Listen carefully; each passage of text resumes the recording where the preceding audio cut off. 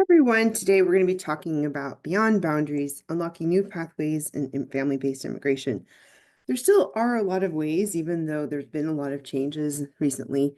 And so we'll just go ahead and walk through some of those. My name is Ruby Powers. I'm a board-certified immigration attorney in Texas with nearly 17 years as a practicing attorney, plus more if you immigration experience on my time before becoming an attorney. I am the State Bar of Texas Laws Related to Immigration Nationality Committee Chair and also wear many different hats in the immigration space. So let's go ahead and get started. So family-based immigration, we're talking about how you can get a legal permanent residency through relationships to certain family members. We are going to talk about some other ancillary ways as well, but that's pretty much the crux of it. So you could have immediate relative being the spouse, parent, unmarried children of under 21 of a U.S. citizen. Sometimes people get confused, who's the parent, who's the child, whoever. But like if I were a US citizen and I wanted to petition for my parents, I could petition for my spouse, and I could petition for my unmarried children under 21, for example. Then there's different family preferences, and that really depends on how close the relationship is, like a brother, sister, or a child of a US citizen, but maybe they're married or maybe they're over 21. And so depending on that, the visa bulletin tells you what the priority is on getting those visas available. We have the USCIS, which is under Department of Homeland Security for the last 22 years. We have Department of State, we have Department of Homeland Security, as we mentioned. These are the ones that are of the most concern of what we're talking about. Immigration has other agencies that we also are concerned about. So immediate relatives, not only do they immediate, as in the visas immediately available, but it also allows some other protections as well that could make it easier if a person might have overstayed or worked illegally along those lines. And so we're generally talking about an I-130 for petition for alien relative, and they're either doing an adjustment of status or consular processing. So many things to consider which one you're going to do. So we're not going to go into all those details at this very moment, but I just want you to know that that is possible. Now, remember I was talking about the family preferences. Well, these are they. So the first preference is the unmarried adult children of U.S. citizen, F2A, spouses of legal permanent residents, F2B, unmarried adult children of legal permanent residents. That's why in some cases I've found some people don't get legally married because they don't want to lose the petition that their parent filed a long, long time ago. So it's also important to note when you are in a common law marriage state, whether to be clear as to whether you're married or not. Because if you call yourself out to married and you file it on your taxes and other place, and people think you're married, you might actually be married. So keep an eye on that. So you also want to note that significant wait times differ depending on what country of origin you're classified under. India, Mexico, Philippines, for example. Now, there could be other ways that within the family or alternatives to family-based. Military parole in place is a family-based active duty member, or it also for those in ready reserve or veterans. So it does include a variety of military base, but it has to be for certain relatives, like a spouse and child, for example, predominantly the ones we're talking about. There could be humanitarian parole, Violence Against Women Act. So these are all, humanitarian parole doesn't have to be related to family, but there could be using a family relationship. Now, other alternatives as well would be like U and a T visa. They're not family related necessarily. Like it could be in a circumstance if there is a family relationship, the domestic violence, but what you could say is that dependents, like certain family members, would be eligible as well. Cancellation of removal is not technically family-based, if you will, but it does require certain qualifying relatives. So humanitarian parole, I will say in the last few months of Trump, I'm not sure how likely this will get approved at this moment because it's highly discretionary. But the gist of it is allowing an individual to come in temporarily for medical treatment or uniting during a family crisis. I think it still does exist, but it's probably going to have a higher level of scrutiny.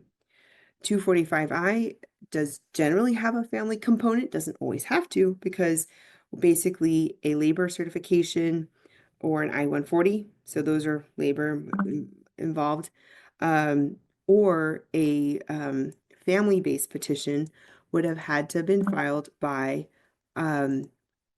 April 30th, 2001.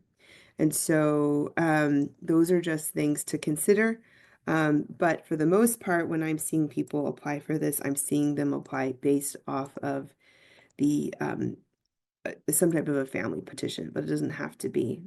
Or maybe they're using 245I from a labor certification back in the day, but then they're using for the illegal entry or for legal entry part, but they have a U.S. citizen child or spouse that's helping them with the visa to become available. Okay, so 245I still exists. There's the Violence Against Women Act, which predominantly cases that we help assist where it's because of a spouse being abusive, unfortunately, but it could also be child.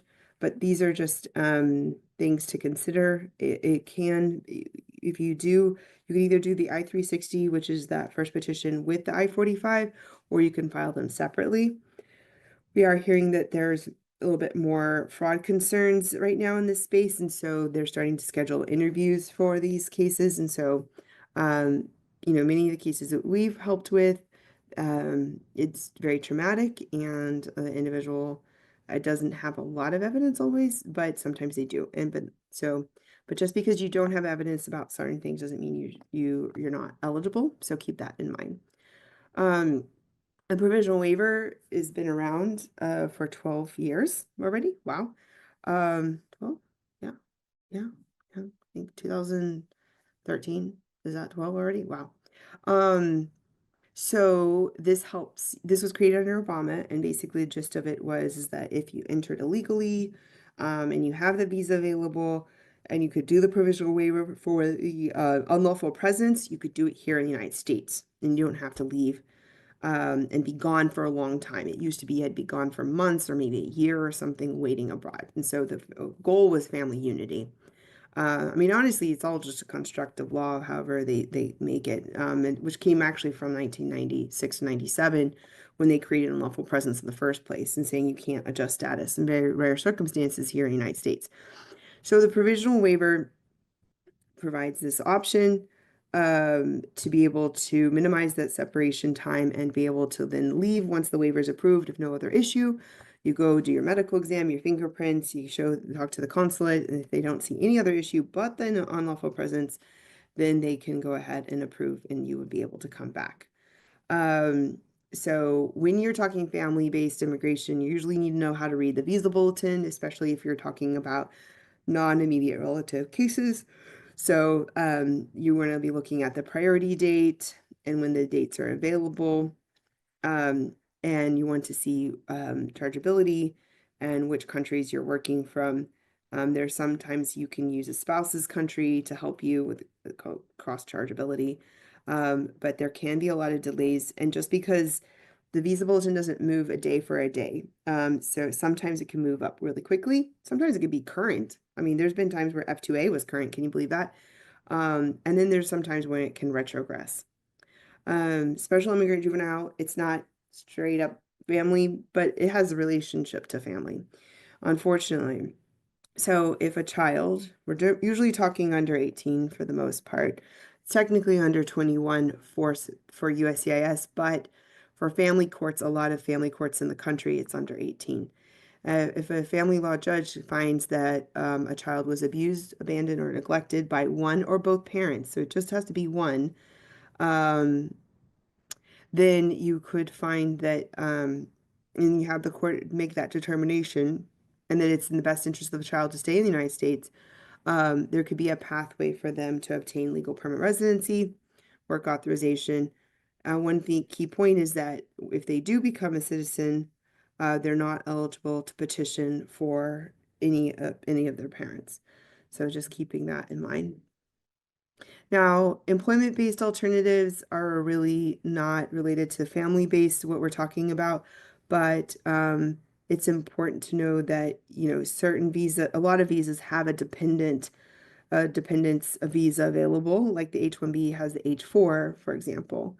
Um, there's other concerns about waivers of inadmissibility because of inadmissibility issues. So if you have inadmissibility of unlawful presence, misrepresentation, gangs, alcohol, mental health, medical, some of them there's not a waiver for them. Some of them there are. So the ones that the most common are unlawful present misrepresentation of criminal, maybe even alien smuggling. So deportation order. So depending on the situation, you might need a waiver, very likely, and depending on what's the standard and what's the qualifying relative. So you have to consider that. Um, it's really important to know that this can take a while. You need to have an experienced immigration attorney, and you need to start collecting all the evidence that you can. There's a lot of changes happening all around, but you want to find an experienced immigration attorney to help support you. We are available at lots of different places. We have a newsletter. I'm really proud of it, in English and Spanish every other week.